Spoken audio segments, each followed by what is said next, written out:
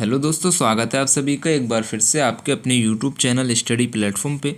आज के इस वीडियो में बात करेंगे अर्थशास्त्र 6 सेमेस्टर का जो आपका फर्स्ट पेपर रहेगा। फर्स्ट पेपर के आपके फर्स्ट यूनिट के 30 मोस्ट इंपॉर्टेंट एमसीक्यू के बारे में हम बात करेंगे। इसको हम सॉल्व करेंगे, ठीक है।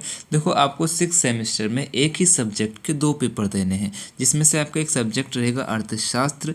तो अर्थशास्त्र में भी आपको 2 पेपर देने हैं, एक आपका रहेगा फर्स्ट पेपर, एक आपका रहेगा सेकंड पेपर। तो फर्स्ट पेपर के फर्स्ट यूनिट के 30 मोस्ट इंपॉर्टेंट क्वेश्चंस मैं आपको यहाँ पे कवर कराने की कोशिश करूँगा।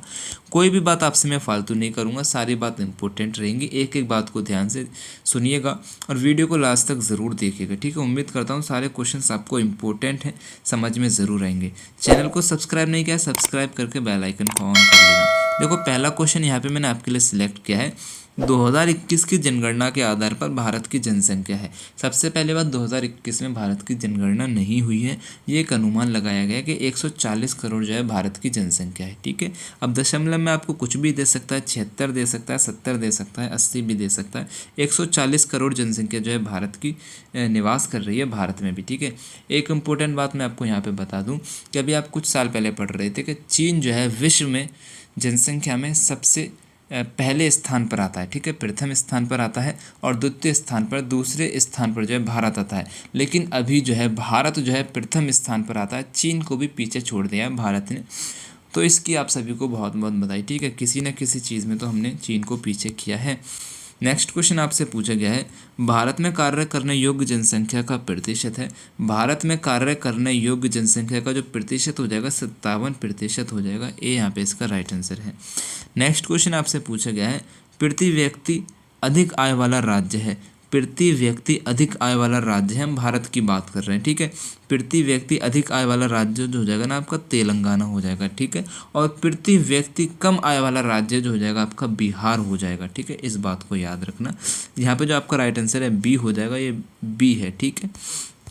नेक्स्ट क्वेश्चन आपसे पूछा गया है, प्रोफेसर रोस्टोव ने आर्थिक विकास की अवस्थाएं निर्धारित की हैं। तो देखो, प्रोफेसर रोस्टोव ने आर्थिक विकास की जो अवस्थाएं ना 5 निर्धारित की हैं, ठीक है। आर्थिक विकास की 5 अवस्थाएं निर्धारित की हैं। बी जो है यहाँ पे इसका राइट आंसर हो जाएगा, ठीक है। थोड़ा टाइपिंग मिस्टेक है, उसको आप देख लीजिएगा। मैं जो बोल रहा हूँ उस पर आप थोड़ा ध्यान दीजिएगा। नेक्स्ट क्वेश्चन आपसे पूछा गया है, पूंजी निर्माण की समस्या कौन सी समस्या है। पूंजी निर्माण की जो समस्या है ना वो एक आर्थिक समस्या है।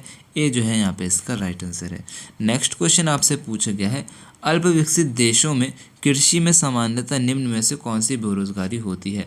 अल्प विकसित देशों में कृषि में सामान्यतः जो बेरोजगारी पाई जाती है ना उसको हम अर्ध बेरोजगारी कहते हैं। बी जो है यहाँ पे इसका राइट आंसर है। नेक्स्ट क्वेश्चन आपसे पूछा गया है, भारत के आर्थिक विकास के लिए आवश्यक है। तो भारत के आर्थिक विकास के लिए क्या आवश्यक है? जनसंख्या नियंत्रण करना। जबकि भारत में जो है सबसे ज़्यादा जनसंख्या जो है निवास करती है, ठीक है। हम देखो, अगर हम क्षेत्रफल की दृष्टि से खुद को देखें ना तो हम 7वें नंबर पर आते हैं, और हम जनसंख्या की दृष्टि से खुद को देखें ना तो हम पहले नंबर पर आते हैं। तो ये एक बहुत बड़ा डिफरेंस आपको यहाँ पे नज़र आएगा। तो ये एक बहुत गंभीर बात है हमारे लिए कि हम विकास कैसे करें अपना, ठीक है। हमको जनसंख्या को नियंत्रण करना है। उसके बाद पूंजी उत्पादन अनुपात में कमी, सामाजिक पूंजी का विकास करना है। यानी कि ये सभी जो हो जाएंगे भारत के आर्थिक विकास के लिए आवश्यक तत्व है। डी जो है यहाँ पे इसका राइट आंसर हो जाएगा। नेक्स्ट क्वेश्चन आपसे पूछा गया है, भारत को एक अर्धविकसित देश कहा जाता है क्योंकि यहाँ भारत को एक अर्धविकसित देश कहा जाता है। अर्धविकसित का मतलब होता है वो देश जो विकसित हुआ है लेकिन आधा विकसित हुआ है। अर्धविकसित मतलब कि आधा विकसित हुआ है ना, उस देश को अर्धविकसित कहते हैं, जिसको हम विकासशील भी कहते हैं, यानी कि जिसका विकास अभी चल रहा है, ठीक है। क्यों कहा जाता है? क्योंकि यहाँ पे प्रति व्यक्ति जो आय है ना वो निम्न है। प्रति व्यक्ति आय निम्न है। व्यापक बेरोजगारी व अर्ध बेरोजगारी हमारे देश में पाई जाती है। कृषि की प्रधानता है, ठीक है। ज़्यादातर किस पर निर्भर करते हैं हम लोग? कृषि पर निर्भर करते हैं। तो डी जो है यहाँ पे इसका राइट आंसर हो जाएगा। नेक्स्ट क्वेश्चन आपसे पूछा गया है, भारत एक विकासशील देश है क्योंकि, भारत एक विकासशील देश है क्योंकि प्रति व्यक्ति आय बहुत कम है। डी जो है यहाँ पे इसका राइट आंसर हो जाएगा, ठीक है। अच्छा, आपका जो क्वेश्चन पेपर रहेगा ना उसको मेरे ना व्हाट्सअप नंबर पे आप शेयर कर देना, जिसके आंसर की मैं आपको नेक्स्ट वीडियो में बता दूंगा, और आप अपने आंसर चेक कर लेना कितने आपने क्वेश्चन सही किए हैं, कितने आपने गलत किए हैं, ठीक है। नेक्स्ट क्वेश्चन आपसे मैंने पूछा है कि भारतीय अर्थव्यवस्था को कौन सी अर्थव्यवस्था कहा जाता है। तो भारतीय अर्थव्यवस्था को मिश्रित अर्थव्यवस्था कहा जाता है। इंपॉर्टेंट क्वेश्चन क्वेश्चन है, याद रखना। नेक्स्ट क्वेश्चन आपसे पूछा गया है, आर्थिक विकास एक प्रक्रिया है जिसके द्वारा एक अर्थव्यवस्था की वास्तविक राष्ट्रीय आय में दीर्घकाल तक वृद्धि होती है, ये कथन किसका है? तो ये कथन हो जाएगा मेयर एवं बाल्डविन का। ये जो है यहाँ पे इसका राइट आंसर हो जाएगा। नेक्स्ट क्वेश्चन आपके लिए मैंने सिलेक्ट किया है, आर्थिक वृद्धि का अभिप्राय आर्थिक कल्याण में सुधार से है, ये कथन किसका हो जाएगा? इंपॉर्टेंट क्वेश्चन है, याद रखना। हार्वे विन्स्टीन का कथन हो जाएगा। ये जो है यहाँ पे इसका राइट आंसर हो जाएगा। ठीक है, आर्थिक वृद्धि का अभिप्राय आर्थिक कल्याण में सुधार से है, ये कथन किसका हो जाएगा? तो ये कथन जो हो जाएगा आपका हार्वे विन्स्टीन का हो जाएगा। ये जो है यहाँ पे इसका राइट आंसर है। देखो नेक्स्ट क्वेश्चन आपके लिए सिलेक्ट किया है, आर्थिक विकास की माप के लिए निम्नलिखित में से कौन सी श्रेष्ठ माप है? अगर आपको आर्थिक विकास की माप करनी है तो निम्नलिखित में से कौन सी श्रेष्ठ माप है? तो आंसर आपको लगा देना है राष्ट्रीय आय।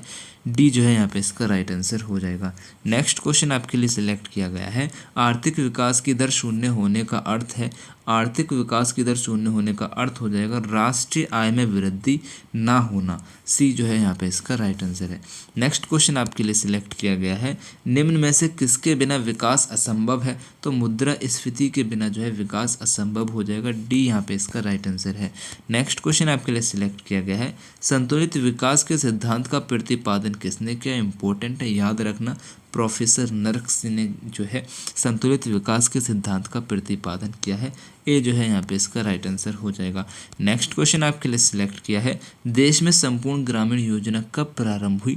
देश में संपूर्ण ग्रामीण योजना जो प्रारंभ हुई थी ना, सितंबर 2001 में प्रारंभ हुई है। बी जो है यहाँ पे इसका राइट आंसर है। इंपॉर्टेंट है, याद रखना। नेक्स्ट क्वेश्चन आपके लिए सिलेक्ट किया गया है, भारत में नए औद्योगिक उत्पादन सूचकांक का आधार वर्ष क्या है? तो भारत में नए औद्योगिक उत्पादन सूचकांक का आधार वर्ष जो हो जाएगा 2011 से 12 हो जाएगा। डी जो है यहाँ पे इसका राइट आंसर है। नेक्स्ट क्वेश्चन आपके लिए सिलेक्ट किया गया है, भारत में स्वदेशी आंदोलन कब शुरू हुआ? भारत में स्वदेशी आंदोलन 1905 में शुरू हुआ था। इंपॉर्टेंट क्वेश्चन है, याद रखना। ठीक है, बी जो है यहाँ पे इसका राइट आंसर है। नेक्स्ट क्वेश्चन आपके लिए सिलेक्ट किया गया है, औद्योगिक उत्पादन के दृष्टिकोण से किस प्रदेश का भारत में प्रथम स्थान है? औद्योगिक उत्पादन के दृष्टिकोण से किस प्रदेश का भारत में प्रथम स्थान है? आंसर आपको लगाना है महाराष्ट्र। ठीक है, डी जो है यहाँ पे इसका राइट आंसर है। अच्छा, ये वाला जो पीडीएफ जिससे मैं आपको पढ़ा रहा हूँ, ये वाला जो पीडीएफ है ना, आपको मेरे टेलीग्राम चैनल पे मिल जाएगा।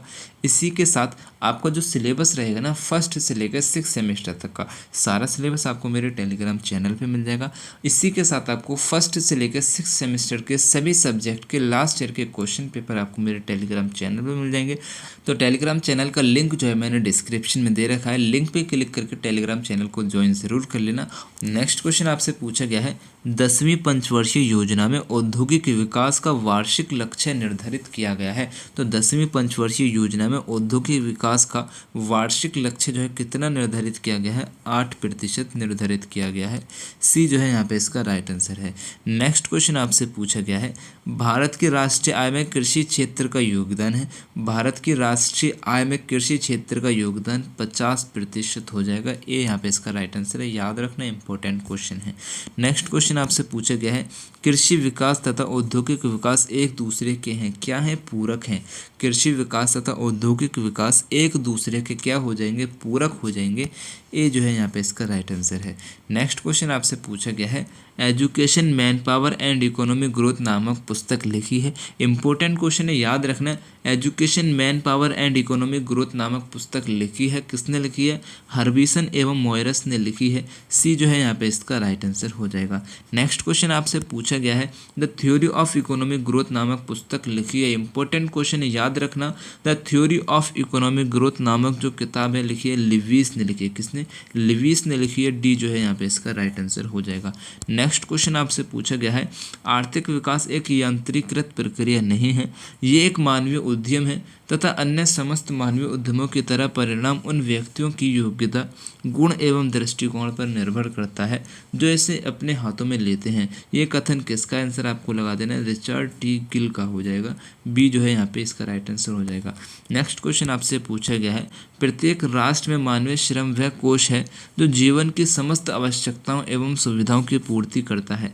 ये कथन है, तो ये कथन हो जाएगा एडम स्मिथ का। ठीक है, बहुत इंपॉर्टेंट क्वेश्चन है, याद रखना।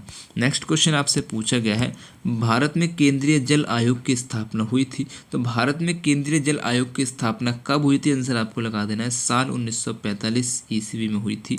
बी जो है यहाँ पे इसका राइट आंसर हो जाएगा। नेक्स्ट क्वेश्चन आपसे पूछा गया है, भारत में कितने प्रतिशत भूमि पर वन पाए जाते हैं। तो भारत में 21.71% भूमि पर वन पाए जाते हैं। डी जो है यहाँ पे इसका राइट आंसर हो जाएगा। नेक्स्ट क्वेश्चन आपसे पूछा गया है, भारत में भूमि का क्षेत्रफल विश्व में कुल क्षेत्रफल का कितना प्रतिशत है। यानी कि अगर आपके पास पूरे विश्व की भूमि हमें बताएं और उस पूरे विश्व में जो भारत की भूमि है वो कितने प्रतिशत है, तो इस पूरे विश्व में जो भारत की भूमि है ना वो मात्र 2.4% भूमि है। सी जो है यहाँ पे इसका राइट आंसर हो जाएगा। ठीक है, भारत के पास पूरे विश्व की कितनी भूमि है, पूरे विश्व में भारत के पास मात्र 2.4% भूमि है। इस बात को याद रखिएगा। तो अगर आपने टेलीग्राम चैनल को ज्वाइन नहीं किया है तो टेलीग्राम चैनल को ज्वाइन कर लेना, लिंक जो डिस्क्रिप्शन में मैंने आपको दे रखा है। वीडियो को लाइक करना, शेयर करना, चैनल को सब्सक्राइब करके बेल आइकन को ऑन ज़रूर कर लेना। मेरा एक दूसरा चैनल भी है जहाँ पे मैं आपको कॉम्पिटिशन एग्जाम की प्रिपरेशन कराता हूँ, जिसका नाम रहेगा हेलो स्टडी। ठीक है, हेलो स्टडी के नाम से मेरा वो चैनल रहेगा, लिंक मैंने डिस्क्रिप्शन में दे रखा है। अगर आप किसी भी कॉम्पिटिशन एग्जाम की प्रिपरेशन कर रहे हैं तो हेलो स्टडी को ज्वाइन कर लेना, सब्सक्राइब करके बेल आइकन को ऑन ज़रूर कर लेना। मेरी तरफ से आप सभी को बेस्ट ऑफ लक रहेगा। ठीक है, फिर अस्सलाम वालेकुम।